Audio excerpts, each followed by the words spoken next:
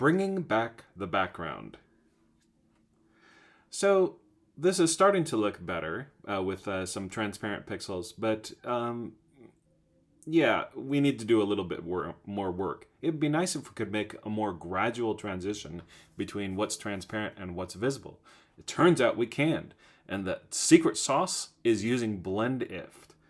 So on the Mac, you hold down the Option key. On Windows, you would hold down Alt, and then click on this slider here.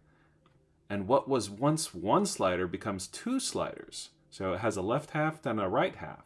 We're going to take the right half and move it over until we have everything transparent except for those reflections.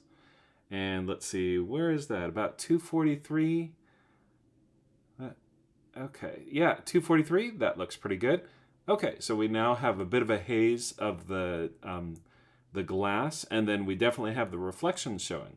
This is perfect. So we use Blend If to bring these reflections back, and we're pretty good. We can just press OK to get out of this layer style dialog box. Just a few more finishing touches.